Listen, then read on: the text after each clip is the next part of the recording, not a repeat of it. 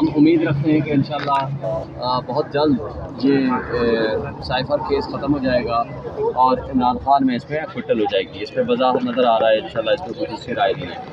और दूसरी बात, आज जो सुप्रीम कोर्ट में केस था अदलिया के ऊपर जो दबाव है, उसके बारे में भी हम बजा तौर पर ये समझते हैं कि कोर्ट की तारीख देर से हो गई है 29 तारीख, लेकिन हम ये समझते हैं कि बेहतर होता कि ये डे टू डे हेयरिंग करके इसको जल्दी इससे पहले ख़त्म किया जाता, क्योंकि ज़ाहिर है ये एक मैटर ऐसा है, ऊंचा इशू है। मगर जो इससे ज़्यादा इम्पॉर्टेंट है वो ये है कि आज सुप्रीम कोर्ट ने ये वाज़ेह कर दिया है कि आज जो बुनियादी इंसानी हुकूक़ की वायलेशन हो रही है, ये बदतरीन किस्म की वायलेशन है। सुप्रीम कोर्ट इधर 9 मई के लोगों को ज़मानतें देती है और डिप्टी कमिश्नर उठ के उनको उठा करके जेल में डाल देता है। क्या डिप्टी कमिश्नर को ये अख्तियार हासिल है कि वो उठा करके सुप्रीम कोर्ट के फैसले को नलीफाई कर दे और फ्रस्ट्रेट कर दे? ये तौहीन अदालत है। इस तरह उन्होंने सुप्रीम कोर्ट ने यह भी वाज़ेह किया कि कोई ये कहे कि हमें नहीं पता, हमारे आँख और कान बंद हैं, तो उन्होंने कहा कि ये बात दुरुस्त नहीं है। हमारे नॉलेज में है किस तरह बुनियादी इंसानी हुकूक़ की मुअत्तली हो रही है, किस तरह जजेस के ऊपर प्रेशर और दबाव बढ़ाया जा रहा है, ये सारी बातें गलत है। उन्होंने कहा है कि हम इसके ऊपर इंस्टीट्यूशनल गाइडलाइन देंगे और इंशाअल्लाह ये भी एक फैसला किया है कि फुल कोर्ट इसमें बैठेगी। ये बहुत अच्छी पॉजिटिव स्टेप है।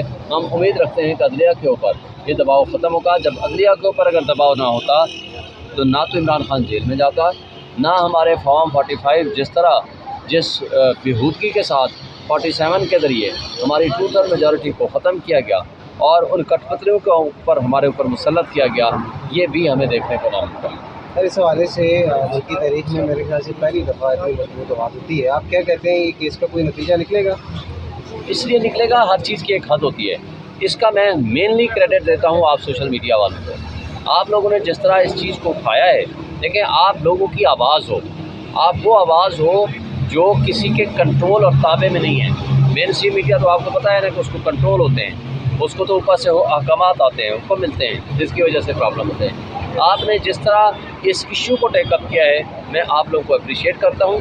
आज वो ज़माना नहीं रहा, आज से 70 साल वाला, 10 साल वाला, 20 साल पुराने वाला, कि जो चाहें अपनी मर्ज़ी से जो ख़बर लीक करें तो वो करें, बाहर आने दें, वरना अपनी मर्ज़ी से ख़बरें दें, वो भी कंट्रोल्ड ख़बरें। तो मेरा ख्याल है कि आज चूँकि वो कंट्रोल ख़बरें नहीं रही, इसी वजह से आज सच सामने आ रहा है लोगों के, और ये एक बहुत बड़ा क्रेडिट है।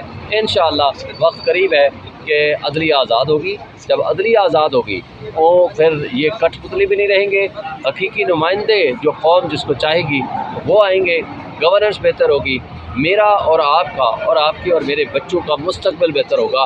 क्योंकि इन कठपुतलियों ने जिस तरह अभी बिजली गैस को बढ़ाना है, जिस तरह इस मुल्क के ऊपर मुसल्लत हुए हैं, उसकी कोई मिसाल नहीं मिलती। बेरोज़गारी ने इतना बढ़ जाना है कि हमारे लिए सस्टेन करना मुश्किल हो जाएगा।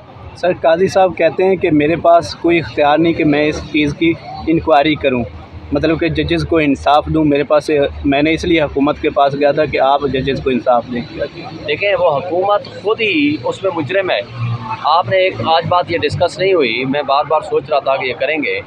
वो मुजरिम कठपुतले हुकूमत जो TOR बना रही है, उसके अंदर लिखा हुआ है कि ये इल्ज़ामात बेबुनियाद और गैर मुनासिब हैं और इनअप्रोप्रिएट हैं।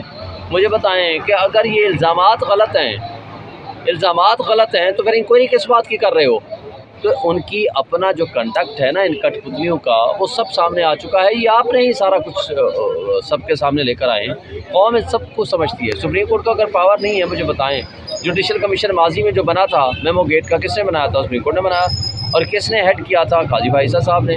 और जब उससे पहले कमीशन एक उसके बाद बना था, कोयटा में जो वकला की शहादत हुई थी, उसको किसने हेड किया था? काजी फाइज़ा साहब ने। वो किसने बनाया था? सुप्रीम कोर्ट ने बनाया था। लिहाजा सुप्रीम कोर्ट अल्टीमेट कोर्ट है, और कोर्ट का जो मामला है, निज़ाम इंसाफ पे हमला हुआ है, तो ये फुल कोर्ट ही इन मसाइल का हल कर सकती है। सर, कल बुशरा बीबी का बयान सामने आया, उन्होंने कहा जी कि तहरीक इंसाफ की तरफ से ये बातें फैलाई जा रही हैं, अंदर के लोगों की तरफ से, कि वो एक अमरीकी एजेंट है। तो कौन है जो ये खबरें फैला रहा है? देखिए, जो भी ऐसी हरकत कर रहा है वो घटिया हरकत कर रहा है, हम उसको सपोर्ट नहीं करते।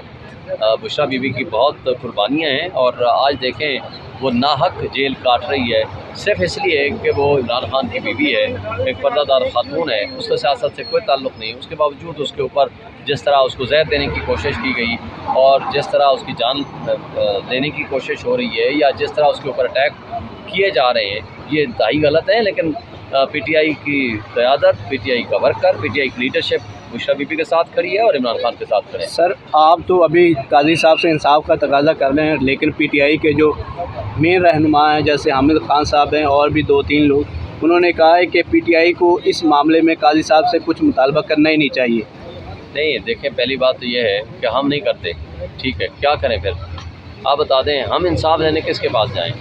देखें, उनका जो कहने का मकसद था ना, वो ये हामिद खान साहब ये चाह रहे हैं कि इस वक्त इस पे जो वकला तंजीमें हैं वो उनके मुकदमात करें। हमारा जो मुतालबा है, हमारा ये है, सुप्रीम कोर्ट से हमारी एक्सपेक्टेशन है। मुझे बताएं एक और बात, केस के अंदर, लेटर के अंदर लिखा हुआ है कि इमरान खान के ख़िलाफ़ केसेस का फ़ैसला लेने के लिए हमारे ऊपर दबाव डाला गया, जजेस के बरादर निस्बती को उठा लिया गया, जजेस के घरों पे अटैक किए गए, क्रैकर फेंके गए, उनको इतना प्रेशराइज़ किया गया कि उनको हॉस्पिटलाइज होना पड़ा, बेडरूम्स में कैमरे डाले गए। तो और पैरा नंबर 6 में लिखा हुआ है कि वो फैसले लेने की कोशिश की गई ज़बरदस्ती जिनका पॉलिटिकल कॉन्सिक्वेंस है। पॉलिटिकल कॉन्सिक्वेंस किस केस का है? ज़ाहिर है हमारे खिलाफ ही सारा कुछ हुआ ना, हम तो विक्टिम हैं, तो लिहाजा हम नहीं बोलेंगे तो फिर कौन बोलेगा?